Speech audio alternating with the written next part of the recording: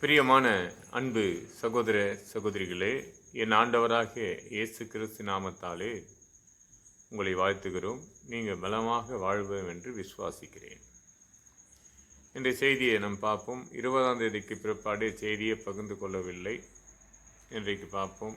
சரியான ஒரு பரிசுத்த ஓய்வு நாளில் இந்த காலை வேளை இந்த செய்தி எடுத்திருக்கிறேன்.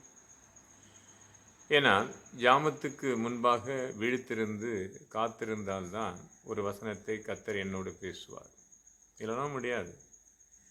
சங்கீதம் 119 142 ஜாமத்துக்கு முன்பாக என் கண்கள் விழித்திருந்தது.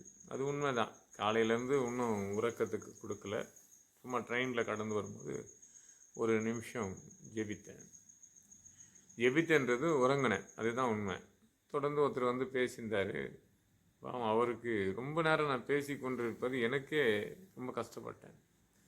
ஏன்னா அவங்கெல்லாம் வந்துட்டு ட்ரெயினில் 2 நாள் வேலை செஞ்சு 3ஆம் நாள் வீட்டுக்கு வராங்க. அவங்க கொஞ்ச நாள் தூங்குவாங்க இல்லையா? இது எனக்குரிய காரியம் இல்லை, அவருக்குரிய காரியத்தை நான் பேசக்கூடிய ஒரு சூழ்நிலையாக இருந்தது. ஏன்னா அதெல்லாம் விட்டு விலகி வந்துட்டேன். நான் வெளியே என்ன தான் விலைக்கு வந்தாலும் ஒரு சில விஷயத்தில் நம்ம இறங்கப்படும் போது விளக்கின விஷயத்தை மற்றவங்களுக்கு தெரிவித்தால் தான் விளக்கின விஷயம் தெரியும். எல்லாம் தெரியாது இல்லையா? அதுதான் சிலது காரியங்களுக்கு தேவன் தெளிவாக சொன்னால் சொல்லிடுவேன். அப்படி ஒரு காரியத்தை கொடுத்து நம்ம ஊழியத்துக்கு பயனுள்ளவராக கடந்து பயணித்தாலும் சரி, இல்லை கர்த்தர் சமூகத்தில் காத்திருந்து ஜெபித்து கொண்டிருந்தாலும் சரி, கர்த்தர் எல்லாவற்றையும் பார்த்து கொண்டிருப்பார். அப்போது அடிமையை கொடுத்து இன்றைக்கி ஒரு செய்தியை பகிர்ந்து கொள்ள சொன்னார். பரிசுத்த ஓய்வு நாள் இன்னைக்கு.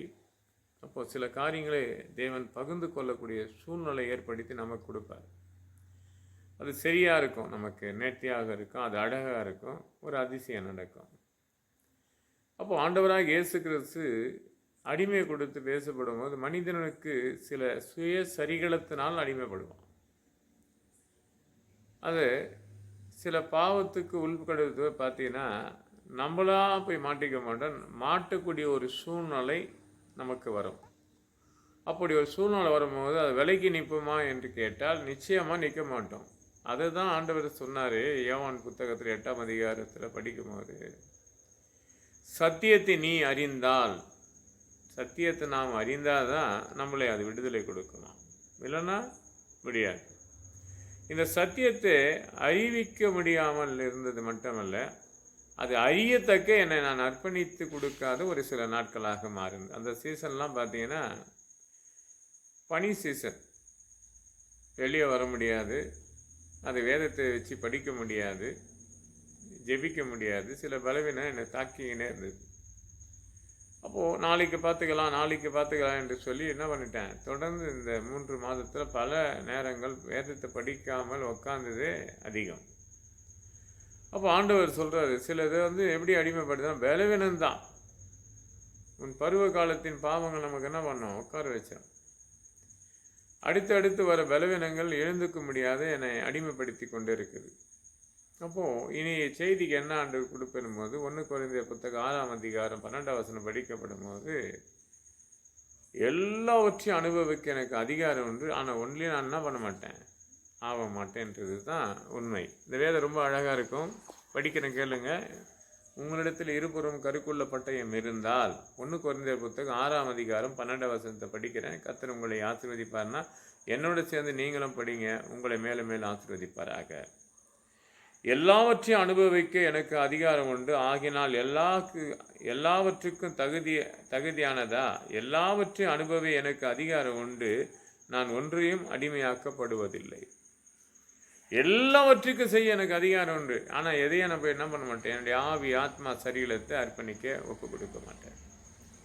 அப்போ அனுபவிக்க இந்த உலகத்தில் பலவிதமான தூண்டுதலை நமக்கு உண்டாகக்கூடியதாக இருக்கும். ஒவ்வொரு காரியத்தை பார்க்கும்போது இந்த உலகத்தை ஒப்பிட்டு பேசும்போதே சில எண்ணங்கள் நமக்கு தானாகவே ஏற்படுத்தும். இது காசு கொடுத்தோ இல்லை அதுக்காக ஒரு கிளாஸ் எடுத்து வர்றது கிடையாதுங்க. இன்றைக்கி நிறைய பாவத்தில் ஜனங்கள் விழுந்து போன காரணம் எதிரானா, தன்னை அறியாமல் இதயத்துக்குள் அது அது என்ன பண்ண ஊடுருவி அந்த பாவத்துக்கு முழுமையாக உன்னை அர்ப்பணித்து உன்னை ஒப்பு கொடுக்குற அளவுக்கு தேவன் அர்ப்பணிப்பாரான்னு கேட்டால் கிடையாது. உலக சிற்பனமாக நம்மளை அப்படி அர்ப்பணிப்பு கொண்டு பாவத்தில் விழக்கூடிய ஒரு சூழ்நிலை ஏற்படுத்தும். அதை கொஞ்சம் அப்படியே படித்தா இது 13ஆம் வசனம் படிக்கிறேன் பாருங்க. அதிலே 1 Corinthians 6ஆம் அதிகாரம் 13ஆம் வசனம். வயிற்றுக்கு போஜனமும் போஜனத்துக்கு வயிறும் ஏற்றதாக, ஆனாலும் தேவன் இதையும் அதையும் ஆராய பண்ணுவார். சரிகளத்துக்கு வேசித்தனத்துக்கும், அதாவது சரிகளமோ வேசித்தனத்துக்கு கர்த்தருக்கு உரியது. அப்போது சரிகளும் வேசித்தனத்துக்கு அல்ல, அது கர்த்தருக்கு உரியது. கர்த்தரோ சரிகளத்துக்கு உரியவர். அப்போ அந்த சரிகளை வேசித்தனத்துக்கு அல்ல, அது கர்த்தருக்கு உரியது. அந்த சரிகளத்தை கர்த்தர் என்ன பண்ணுவாராம்? அடிமைப்படுத்தாதபடி பார்த்து கொள்ளுவார். நல்லா இருக்கும். கர்த்தாவே உமக்கு உரியது, கர்த்தருக்கே சரிகளும் உரியதான். அப்போது இங்கே அழகாக சொல்லப்படும் போது வயிற்றுக்கு போஜனம் போஜனத்துக்கு வயிறும் ஏற்றதா, ஆனாலும் தேவன் அதையும் இதையும் அதையும் அறிய பண்ணுவார். அப்போது அறிய பண்ணவர் கர்த்தருக்கு உரியது, கர்த்தரோ சரிகளத்துக்கு உரியவரா. ஏன்னா தேவன் நிறைய காரியத்தை கற்றுக் கொடுப்பார். சில பாவத்துக்கு விழாதபடி 18ஆம் வசனம் படிக்கும் போது சில பாவத்துக்கு விழும்படி நம்மளை தூண்டப்படும் போது விழாதபடி தேவன் நம்மளை காப்பாராம். படிக்கிறேன் பாருங்க, ரொம்ப நல்லா இருக்கும். வேசித்தனத்துக்கு விலக்குகின்றார்கள். மனுஷன் செய்கின்ற எல்லா பாவங்களுக்கும் சரிகளத்து புறம்பாகவும் வேசித்தனத்தை செய்கின்றதனால் தன் சுய சரிகளத்துக்கு விரோதமாக பாவம் செய்கின்றான். இந்த சுய சரிகளந்தம் பாவத்துக்குள்பாக உன்னை கொண்டு போயிடும். இன்னைக்கு நிறைய பேருடைய சரிகளம் அப்படியேப்பட்டதாக தான் இருக்கிறது. இந்த சரிகளத்தை எப்படி நினைக்கிறான்னா, ஒரு அற்பமாக நினைக்கப்பட்டு இது கர்த்தருக்குரிய சரிகளம், மனுஷனுக்குரியது கிடையாதுங்க. நிறைய பேர் சொல்லுவாங்க, இது நான் கஷ்டப்படுறேன், நான் அப்படி நான் போது அது அவனை நாசப்படுத்தி கொண்டே இருக்கும். அப்போ சுய சரிகளத்துக்குரியவர் யாருன்னா அது கர்த்தருக்குரியதான். என் ஆண்டவராக இயேசு கிறிஸ்து நம்ம சரிகளத்துக்குரியது முழுமையாக அவர் பங்குள்ளவராக இருந்து அதை பாதுகாத்து கொண்டுவார். அநேக காரியத்துக்கு நம்ம அதை அத்துமீறி கடந்து போவோம். சில விஷயத்துக்கு பார்த்தோமா அடிமைப்படுகிற நிமித்தமாகத்தான், சில பாவத்துக்கு உள்பட்டு போவது நிமித்தமாகத்தான் அந்த வேசித்தனத்துக்கு நீ தன் சுய சலீயத்துக்கு அர்ப்பணிக்கும் போது பாவத்தில் விழுந்துடுற. அப்போ சத்தியத்தை நீ அறிந்தால், அது யோவானில் நல்லா இருக்கும். அப்போ படிக்கும் போது 8ஆம் அதிகாரம் 23ஆம் வசனம் நினைக்கிறேன், ரொம்ப நல்லா இருக்கும். சத்தியத்தை நீ அறிந்தால் சத்தியம் உன்னை எல்லா பாவத்திலிருந்து விலக்கி காக்கும். இல்ல முடியாதுங்க. இன்னைக்கு பார்க்குற அன்பு சகோதர சகோதரிகளை எதுக்கும் அடிமையாக்காதபடி உன் சுய சரிகளத்தை கர்த்தருக்கு உன் ஆவி ஆத்மா சரிகளத்தை அனுதினம் ஒப்பு கொடுத்து ஜெபித்து பாருங்க. உடைய சுய சரிகளத்தை தேவனுக்கு அர்ப்பணித்து பாருங்க. சுய சிந்தையை தேவனுக்காக குறித்து பாருங்க. உலக சிற்பம் உன்னை அணுகாதபடி கர்த்தரிடத்தில் வேண்டி கொண்டு பாருங்க. அதுதான் சகாரியா 2:5 படி, நான் உன்னை சுற்றி அக்கினி மேலா இருப்பேன் என்ற ஆண்டவர். எப்போதும் நம்மளை சுற்றி அக்கினி மேலா இருப்பாரு. அதையும் மாறி அறியாதை போல் பாவத்துக்குள்ள விழுவதை காட்டியும் விழியும்படி ஏற்படுத்தி விடும் பிசாசின் தந்திரம். அதுதான். அப்போ அந்த சரிகளை வேசித்தனத்துக்கு குறியவராக நம்ம மாறுபடும் போது சுய சரிகளத்தை அங்கே அனுபவித்துட்டு நம்ம எழுந்துக்க முடியாது. சிலர்லாம் பார்த்தீங்கன்னா இத்தனையும் பண்ணிட்டு பாவமே நான் செய்யவில்லை, அப்படி என்னை நீங்கள் சொன்னால் மரணத்துக்கு ஏதாக என்னை அர்ப்பணித்து கொடுப்பேன்னு சொல்லுவாங்க. சாவு வரும் பண்ணி ஏன் சாவை தேடுகிறேன் என்று வேதம் சொல்லுகிறது இல்லையா? இந்த வசனம் ஒரு சில ஆண்டுகளுக்கு முன்பாக சென்னையில் ஒரு ஊழியக்காரருடைய தகப்பனார் இறந்த பிற்பாடு, அப்போ அவர் இறந்து போன நிகழ்ச்சிக்கு ஒரு ஊழியக்கார் வர்றார் இல்லையா? இசையிலேருந்து ஒரு ஊழியக்காரர் அதை பிரசங்கம் போது சொல்கிறார், சாவை தேவன் விரும்புவதில்லை, நீ ஏற்படுத்துகிறன்றார். அவருக்கு அங்கே மரித்தவருக்கு ஒரு பிரசங்கம் பண்ண வந்தவர், தேவன் சாம்பை விரும்பவில்லை, நீ அதை ஏற்றுக்கொள்கிறன்றாரு. இன்னைக்கு எத்தனை பேர் அந்த சாவுக்கு உள்பட்டு அறியாமல் செய்கிற பாவங்கள் நிமித்தமாக தன்னை தானே சரிகளத்தை அர்ப்பணித்துருவாங்க. செய்த பாவத்தை மறைக்கக்கூடியாத சில சூசைட் பண்ணி மறித்து போயிடுவாங்க, சில ஆக்சிடெண்ட்டில் மாட்டிக்குவாங்க. தன்னை அறியாமல் செய்கிற பாவத்தில் நிமித்தமாக இது யோசித்து வழிபோக்கிலேயே விழுந்து செத்து போயிடுவாங்க. அப்போ தேவன் சாவை விரும்பலை, நீயா தன்னைய சுய சரீரத்தில் இப்படி ஒரு சில சாவெல்லாம் இந்த ஆக்சிடெண்ட்டு சூசைட் பண்ணிக்கிறவங்களாம் தேவன் விரும்ப கிடையாதுங்க. அதுதான் அப்படிப்பட்ட ஆவிக்கு தான் அந்த உலகத்தில் சுற்றி திரியக்கூடிய ஒரு சூழ்நிலை உண்டு. அப்போ அநேக ஆண்டாச்சு அவர் மரித்து. அவங்க மனைவி கூட சமயத்தில் அம்மா இறந்துட்டாங்க. அதுக்கும் நான் போயிருந்தேன். அப்போ கூட நான் அந்த வசனத்தை, எத்தனை வசனம் யார் பிரசங்கித்து கொண்டிருந்தாலும் ஒரு பக்கத்தில் சில வசனங்களை இதயத்துக்குள்ள வந்துச்சுன்னா அடுத்த காரியத்தை யோசித்து கொண்டே இருப்பேன்.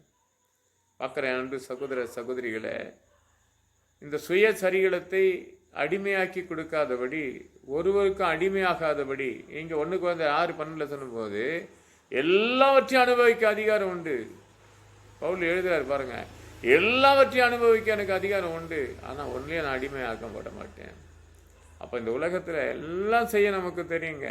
தந்திரமாக செய்யும், தந்திரமாக மறைபொருளாக செய்கிற காரியங்கள் ஏராளமாக இருக்கும். சுய சரிகளத்தை அகப்பட்டு அவதிப்பட்டு கொண்டு இன்னைக்கு என்ன எப்படி தப்பி வைப்போம் என்று கலங்கி நிற்கிறேன். அன்பு சகோதர சகோதரி, நீ யாராக இருந்தாலும் சரி, இன்னைக்கு வாழ்க்கையில் முன்னேறாத காரணம் தெரியுமா? சுய இன்பத்துக்கு தன்னை அர்ப்பணித்து கொடுப்பது தான். சுயமாக சிந்திப்பதனால் வரக்கூடிய சூழ்நிலை நிறையா இருக்குங்க. இன்றைக்கி நிறைய வாழ்க்கையில் பார்த்தீங்கன்னா தன் சுய சரிகளத்தை யாருக்கோ அர்ப்பணித்து கொடுத்துட்டு அதுலேருந்து எப்படி வெளியே வர தெரியாத மாட்டிக்கொண்டு சிக்கி கொண்டிருக்கிற எத்தனையோ வாலிப சகோதரியும் உண்டு. ஏன் முதியவர்களுக்கு கூட உண்டு. ஒரு விஷயத்தில் ரொம்ப ஈஸி மாட்டிக்கிறது. ஒன்றிலே அடிமைப்படாத இருந்துப்பார். இது கர்த்தருக்குரியதை நினைச்சுப்பார். 1 Corinthians 13 உன்னுடைய சரிகளும் கர்த்தருக்குரியது என்று நினைச்சு கொண்டால், இல்லை நினைச்சு கொண்டு தொடர்ந்து அந்த வசனத்தை படித்து கொண்டே இருந்தனால், எப்படிப்பட்ட காரியங்கள் உன்னை தொடாதபடி சகரியா 2:5 உன்னை சுற்றிய தேவன் அக்கினி மேலே இருப்பார். இதுதான் இந்த உலகத்தில் பல காரியத்தை கொடுத்து நம்ம யோசிப்போம். இன்றைக்கி இந்த இரவில் கூட ஒருத்தருக்கு போய் ஜெபித்துட்டு வரோம். 12 மணிக்கு ஒரு நிமிஷத்துக்கு முன்பாக கடந்து போய் ஒருத்தர் ஒரு வேலையை துவக்க போகிறாரு. கடந்த ஆண்டு 2024 2ஆம் மாதம் 24 அவருக்கு இதே தேவாலயத்தில் அவருக்கு ஒரு நல்ல ஒரு திருமணம் பண்ணி ஆரம்பித்து ஒரு ஆண்டுக்குள்ளே பல போராட்டத்தை வந்தார். அந்த சுய சரிகளத்துக்கு அடிமைக்கு தன்னை அர்ப்பணித்து கொடுக்கக்கூடிய சூழ்நிலை கர்த்தர் அதிகமாக தேவாலயத்துக்குள்ளே கடந்து கிராம ஒழியத்தில் பங்கு எடுத்தார். அடுத்ததுக்கு ஒரு சிறப்பான வேலையை கற்றுக் கொடுப்பார். அதுதான் யோவான் 12:26 எனக்கு ஒரு ஊழியம் செய்தா பிதா அவனை கனப்படுத்துவார். சுய சரிகளத்தை எங்கே விடாதபடி கனப்படுத்துகிற தேவனாக இருப்பார். எத்தனை விதமான காரியத்தை கொடுத்து கலங்கி தவிக்காத மகளே. எப்படியாப்பட்டவராக இருந்தாலும் சரி, கர்த்தருக்குரியவர்களாக நீங்கள் மாறுங்க. அவருக்குரியவரை உங்களை தேவன் உயர்த்துவார். கர்த்தர் இந்த வார்த்தைகளை ஆசீர்வதிப்பாராக. இன்னைக்கு உங்களுக்காக ஜெபிக்கிறேன். எனக்கு ஒரு ஊழியர் தெரியும், சென்னையில் இருக்கிற ஊழியக்காரர் தெரியும். அவர் என்ன பண்ணார், நேற்று ஃபோன் பேசி கொண்டிருக்கும்போது சொன்னார், எப்போல்லாம் செய்தி முடிக்கிறேன் நீ முடிச்சு அப்படியே விட்டுரு. நான் சுவிசேஷத்தை மட்டும் அறிவிக்க வந்தேன். அதை ஜெபிக்கவோ அதுக்காக வெளிப்பட்டு எனக்கு மனசில் ஏற்படாது, முடிப்பேன். இருந்தாலும் அது முதிர்ந்த வயது உள்ளவர்கள் இல்லையா? தாவீது தன் குமாரன் முதிர்ந்த ஒரு வார்த்தையை தவறி போன நிமித்தமாக அரசாட்சியை இழந்து போகக்கூடிய ஒரு சூழ்நிலை ஏற்பட்டது. முதியவர் வார்த்தையை கேட்கணும், அதன்படி நடக்கணும். கர்த்தர் அதுதான் வாங்கிய விருப்பத்தின்படி நமக்கு அர்ப்பணித்து நடத்துவார். ஜெபிக்கிறேன் உங்களுக்காகத்தான். கர்த்தர் உங்களுக்கு பெரிய காரியம் செய்வாராக. ஜெபிப்போம்.